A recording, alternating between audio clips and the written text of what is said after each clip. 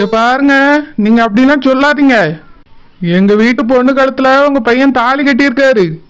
ஒழுங்கா எங்க பிள்ளைய வச்சு வாழ்றதுக்கான வழியை பாருங்க. என்ன மிரட்டுறியலோ? அப்படி வேணாலும் வச்சுக்கிடுங்க. என் தங்கச்சி பிள்ளைக்கு ஒண்ணுனா நான் தான் கேள்வி கேட்பேன். ஒழுங்கா எங்க வீட்டு பிள்ளைய கூட்டிட்டு வந்து நல்லபடியா வச்சு வாழ்றதுக்கான வழியை பாருங்க. இல்லனா என்ன நடக்கும்னு எனக்கே தெரியாது. நான் கூட நல்ல குடும்பமா இருப்பீன்னு நினைச்சேன். இப்பதானே தெரியுது சரியான ரவுடி குடும்பம்னே. மாப்பிள்ளையும் தங்கச்சியும் அன்பா சொல்லி பார்த்தாவே நீங்க எங்க கேட்டீங்க? அப்புறம் இப்படி வம்பாதான் சொல்ல முடியும். நீங்க பொண்ணை கூட்டிட்டு வந்து வாழ மாட்டேன்னு சொன்னா அப்படியெல்லாம் விட்டுட்டுலாம் போக மாட்டோம். எங்க பிள்ளை இங்க நல்லபடியா வாழணும். இல்லனா நடக்கிறதே வேற. என்ன நடக்கிறதே வேற? உங்களால என்ன பண்ண முடியுமோ பண்ணிக்கிடுங்க. உங்க வீட்டு பொண்ணை எங்களால மருமகளை ஏத்துக்கிட முடியாது. நல்ல குடும்பத்து ஆட்கள் தான் உங்க வீட்டுல வந்து பொண்ணு கட்டணும். இப்பதானே தெரியுது நீங்களாம் யாருன்னு. இவியலுக்குன்னு சொந்தமா ஒரு வீடு இல்லை, இவ அண்ணன் வீட்டுலதான் தங்கியிருக்கேன்னு சொல்லும் போதே எனக்கு சந்தேகம் வந்திருக்கணும். சரி, வெளிநாட்டுல இத்தனை வருஷம் இருந்த மனுஷனேன்னு நானும் எதுவும் யோசிக்காம விட்டுட்டேன். இப்பதானே என்ன விஷயம்னு புரியுது. எதுக்காக இந்த உண்மையை நீங்க எங்க கிட்ட முதல்ல சொல்லல? அப்போ திட்ட போட்டு தானே எங்க குடும்பத்தையும் நீங்க ஏமாத்திருக்கிய. உங்க மேல நான் போலீஸ் கம்ப்ளைண்ட் தான் கொடுக்கணும். மரியாதையா வெளியே போயிருங்க, இல்லனா போலீஸ்க்கு போன் பண்ண வேண்டியிருக்கும். சம்மந்தி, அப்படிலாம் சொல்லாதீங்க சம்மந்தி. ஏதோ தெரிஞ்சு தெரியாம எல்லாம் நடந்து போச்சு சம்மந்தி. என்ன தெரிஞ்சு தெரியாம நடந்துச்சுன்னு சொல்றியா? எல்லாம் உங்களுக்கு தெரிஞ்சுதான் நடந்திருக்கு. நீங்க திட்டம் போட்டுதான் எல்லாத்தையும் பண்ணிருக்கீங்க. டாக்டர் மாப்பிள்ள கிடைச்சிட்டாருன்னு உடனே எங்களை போய் சொல்லி ஏமாத்திருக்கீங்க. இது மட்டும் தான் பொய்யா? இன்னும் என்னென்னலாம் பொய் இருக்கோ தெரியல. சம்மந்தி அம்மா, மன்னிச்சிருங்க சம்மந்தி அம்மா. என் பிள்ளை பாவம், அவ ஒரு தப்பும் செய்யல. நாங்க தான் தப்பு செஞ்சோம். அவ ரொம்ப நல்ல பிள்ளை. தயவு செஞ்சு அவளை ஏத்துக்கிடுங்க. நல்ல பிள்ளையா? என்ன நல்ல பிள்ளைவா? எங்க கிட்டதான் அவன் உண்மையை சொல்லல. கொட்டிக்கு போற வேண்டியது அவன் உண்மையை சொன்னாலா? அவங்கிட்டயும் போய் சொல்லிதான் ஏமாத்திருக்கா. அவனும் அவன் மேல கோபத்துலதான் இருக்கான். எங்க யாருக்கும் உங்க பொண்ணை ஏத்துக்கிட இஷ்டம் இல்லை. தயவு செஞ்சு வீட்டை விட்டு வெளியே போங்க. சம்மந்தி, அப்படி சொல்லாதீங்க சம்மந்தி. என்னதான் இருந்தாலும் உங்க பையன் எங்க பொண்ணு கழுத்துல தாலி கட்டிட்டாருல. தாலி கட்டினா என்ன? அதை நாங்க ஒரு கல்யாணமாவே நினைக்கல. நீங்க நினைக்காம இருந்தா அது அப்படியே உண்மையாயிராது. உங்க பையன் எங்க வீட்டு பொண்ணு கருத்துல தாலி கட்டியிருக்காரு. அவருக்கு இது பிடிச்சிருக்கோ இல்லையோ, எங்க பொண்ணை அவர் ஏத்துக்கிட்டு வாழணும். எங்களுக்கும் சட்டம் என்னங்கிறது தெரியும். ஓ அப்படியா? அப்ப சரி, சட்டப்படியே பாத்துக்கிடலாம். எல்லாரும் வெளியே போங்க.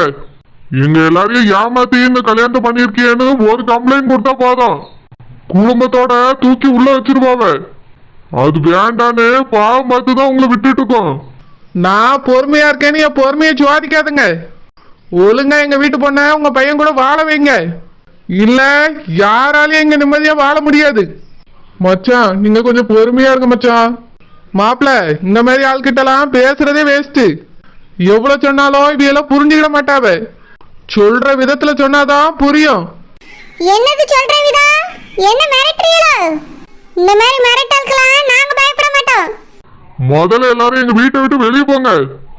இதுக்கு மேல ஒரு நிமிஷம் கூட இங்க இருக்க கூடாது. யாரும் இருந்திய மனுஷனா இருக்க மாட்டேன். நாளைக்கு எங்க வீட்டு பொண்ணை நாங்க கூட்டிட்டு வருவோம். நீங்க எங்க பிள்ளைய உங்க பையன் கூட வாழ வைக்கணும். இல்ல நான் மனுஷனா இருக்க மாட்டேன். அது மட்டும் இந்த ஜென்மத்துல நடக்காது. எங்க பையனுக்கு நாங்க வேற ஒரு பொண்ணு பார்க்க போறோம். சம்மந்தி, ஒரு நிமிஷம் ஒரு பொண்ணை பெற்ற தகப்பனா இருந்து யோசிச்சு பாருங்க சம்மந்தி. நீங்களாம் என்னை சம்மந்தினே கூப்பிடக்கூடாது. அதுக்கான தகுதி உங்களுக்கு இல்ல. சரி சம்மந்தி, நாங்க தான் தப்பு பண்ணிட்டோம். எங்க பிள்ளை ரொம்ப நல்ல பிள்ளை சம்மந்தி. அவ ஒரு தப்புமே பண்ணல. தயவு செஞ்சு என் பிள்ளைய ஏத்துக்கங்க சம்மந்தி. முடியாது, யாரையும் எங்களால ஏத்துக்கிட முடியாது. வெளியே போங்க எல்லாரும். நாங்க எங்க பிள்ளைக்கு வேற ஒரு பொண்ணை பார்த்து கல்யாணம் பண்ணி வைக்க போறோம். இனி நீங்களும் வேண்டாம், உங்க பொண்ணை எங்களுக்கு வேண்டாம். நான் இருக்கும்போது உங்க பையனுக்கு எந்த பொண்ணை பார்த்து கல்யாணம் பண்ணி வைக்கிறேன்னு நானும் பாக்கேன். என் தங்கச்சி விஷயத்துல தான் நான் கோட்டை விட்டுட்டேன். என் தங்கச்சி பிள்ளை விஷயத்துல நான் கோட்டை விட மாட்டேன். மரியாதையா சொல்றேன், உங்க பையன் எங்க வீட்டு பிள்ளையோட வாழணும். இல்ல அதுக்கப்புறம் அவருக்கு வாழ்க்கையே இருக்காது. நான் ஏதோ சும்மா பேச்சுக்காக சொல்றேன்னு நினைக்காதங்க. என் தங்கச்சி கண்ணுல இருந்து வந்த கண்ணீருக்கே உங்களெல்லாம் உண்டு இல்லைன்னு பண்ணியிருக்கணும். தங்கச்சி பிள்ளை வாழ்க்கைக்காக தான் அமைதியா நிக்கிறேன். அவ வாழ்க்கைக்கே ஒரு பிரச்சனைங்கும் போது உங்களெல்லாம் சும்மா விட மாட்டேன். ஞாபகம் இருக்கட்டும். மாப்பிள்ள, தங்கச்சி, வாங்க போவோம். என்ன மைனா பாவனே, வீட்டுக்கு போன உடனே என்ன சொன்னாவன்னு கேப்பானே. நாளைக்கு நம்ம பிள்ளை இந்த வீட்டுல வந்து வாழும். இவிய வாழ விடல, இந்த வீட்டுல யாரும் இருக்க மாட்டாவ. வாங்க எல்லாரும் போவோம். ஏங்க இவரு என்னங்க இப்படி மிரட்டிட்டு போறாரு? இது கேட்கும் போது எனக்கு பயமா இருக்கே. நம்மள எதுவும் செஞ்சிருவாரோ, இல்லனா பிள்ளை எதுவும் செஞ்சிருவாரோ? ஆமா, அப்படியே செஞ்சிருவாரு. எல்லாம் வெத்து பேச்சு. அவரால் அப்படிலாம் ஒன்னும் செய்ய முடியாது. நீ அவரை நினைச்சிட்டுலாம் பயப்படாத. ஓ, உள்ள போய் ஏதாவது வேலை இருந்தா பாரு. இல்லங்க, அவர் பேச்சே ரொம்ப வித்தியாசமா இருக்கு. நம்ம பிள்ளை ஏதாவது செஞ்சிட்டாருன்னா? அதான் சொன்னேல, எல்லாம் வெத்து பேச்சு. அவரால ஒன்னும் செய்ய முடியாது. ஏங்க பேசாம அந்த பிள்ளைய கூட்டிட்டு வந்துருவோமா? என்ன பேசுற நீ? இல்லங்க, நம்ம கேட்ட மாதிரி அவிய நகை நட்டு எல்லாமே செஞ்சிட்டாவ. சீர் வரிசையில இருந்து கார் வரைக்கும் கொடுத்துறேன்னு சொன்னாவ. அதையும் எல்லாத்தையும் வாங்கிட்டாங்க வச்சிருப்பாவ. பொண்ணு ரொம்ப அமைதியான பொண்ணு, ரொம்ப நல்ல பொண்ணாதான் இருக்கா. நம்ம மகனும் அந்த பிள்ளைய தான் பிடிச்சிருக்குன்னு சொல்றான்.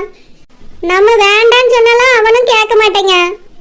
பேசாம அந்த பிள்ளைய கூட்டிட்டு வந்து நம்ம பையன் கூட வாழ வைப்போங்க. எதுக்கு வேற இடத்துல பொண்ணு பார்க்கணும்?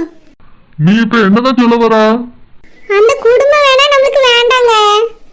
அந்த பிள்ளைய மட்டும் கூட்டிட்டு வந்துருவோம். ஒன்னும் வேண்டாம். அந்த பிள்ளைய வேண்டாம், அந்த குடும்பமும் வேண்டாம். நகை நட்டுக்கு ஆசைப்பட்டு அந்த மாதிரி மோசமான குடும்பத்துல போய் மாட்டிக்கிடாத. அவ்வளவுதான் நான் சொல்லுவேன். சீக்கிரமே நம்ம பையனுக்கு வேற பொண்ணு பார்த்து கல்யாணம் பண்ணி வச்சிருவோம். ஏங்க நம்ம பையனுக்கு இன்னொரு பொண்ணு பார்த்தாலும் ரெண்டாம் தரம் தானே சொல்லுவாவே. பிறகு அவியலுக்கு நம்மளுக்கு என்ன வித்தியாசம் இருக்கு? நல்லா யோசிச்சு பாருங்க. அந்த பிள்ளை கழுத்துல எல்லாரும் முன்னாடியும் நம்ம பையன் தாலி கட்டிட்டான். என்னதான் இருந்தாலும் அவ பொண்டாட்டி தான் அவனுக்கு. அவளை வேண்டான்னு சொல்லிட்டு இன்னொரு பிள்ளைய கல்யாணம் பண்ணி வச்சா அதுக்கு என்னங்க அர்த்தம்? எல்லாரும் அதை ரெண்டாவது கல்யாணம் தான் சொல்லுவாவே. நான் அந்த மண்டபத்துல நடந்தத கல்யாணமாவே நினைக்கல. அது ஒரு ஏமாத்து வேலை. நம்ம வேணா அப்படி சொல்லல, இந்த ஊர் உலகம் அப்படி சொல்லாது. முதல்ல ஒரு பிள்ளைய தாலி கட்டி விட்டுட்டு ரெண்டாவது பிள்ளைய கல்யாணம் பண்ணிருக்காவன்னு சொல்லுவாவே. அது மட்டும் இல்ல, நம்ம பையனுக்கு இந்த பிள்ளைய தாங்க பிடிச்சிருக்கு. நீங்க வேற ஒரு பிள்ளைய பார்த்து கட்டி வச்சா அவன் நல்லபடியா வாழ மாட்டான். அது மட்டும் இல்ல, இதுக்கு மேல நீங்க ஒரு பொண்ணை பார்த்து கல்யாணம் பண்ணா அந்த குடும்பம் எப்படி இருக்கும்னு யாருக்கு தெரியும்? அதுக்கு தாங்க நாலா பக்கமும் யோசிச்சு தான் சொல்றேன். அதான் அவியலே நாளைக்கு கூட்டிட்டு வந்து விடுறேன்னு சொல்லியிருக்காவல்ல. நீங்க எதுவும் சொல்லாதங்க, அந்த பிள்ளைங்க இருந்துட்டு போட்டோம். எனக்கு இதுல ஒரு துளி கூட இஷ்டம் இல்ல. அந்த குடும்பத்துல உள்ள முகத்துல முழிக்கவே எனக்கு பிடிக்கல. அவ எல்லாரையும் பார்த்தாலே நீ ஏமாத்தினதான் எனக்கு ஞாபகம் வருது. சரிங்க, அந்த பிள்ளை வேணா இங்க வந்து வாழட்டும். அவிய யாரையுமே இந்த பக்கமே வர வேண்டாம்னு சொல்லிடுறேன். அவிய பார்த்துட்டே இருந்தா தானே இதெல்லாம் ஞாபகம் வந்துட்டே இருக்கும். இனி அவியெல்லாம் நம்ம பார்க்கவே வேண்டாம். நம்ம முதல்ல எல்லாத்தையும் தெளிவா பேசிடுவோம்.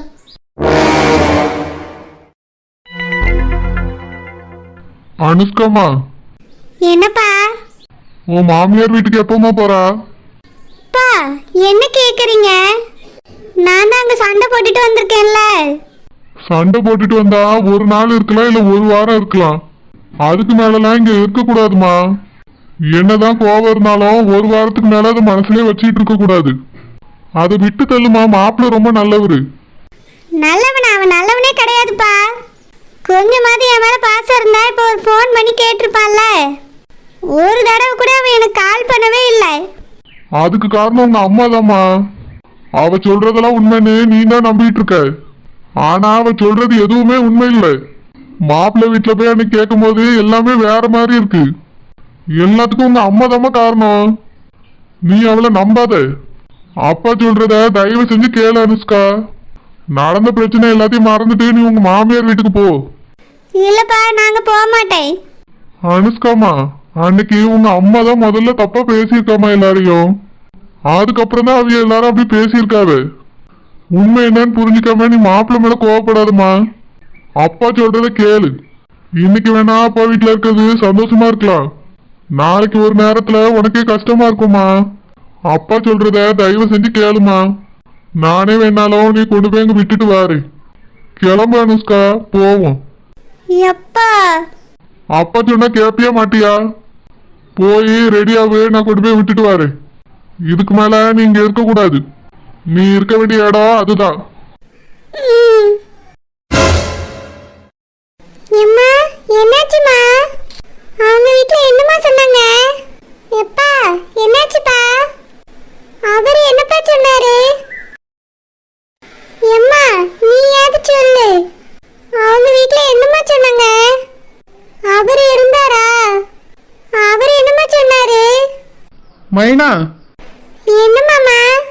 நாளைக்கு உன்னைய கூட்டிட்டு வந்து அங்க விட சொல்லிட்டாவுமா. நீ போய் எல்லாத்தையும் எடுத்து வச்சுட்டு ரெடி ஆகு. என்ன மாமா சொல்றீங்க? உண்மையாவா? எம்மா உண்மையாவா? அத்தையும் மாமாவும் ரொம்ப கோவத்துல இருந்தாங்களே. மைனா, மாமா சொல்றேன்ல, நீ போய் எல்லாத்தையும் எடுத்து வை.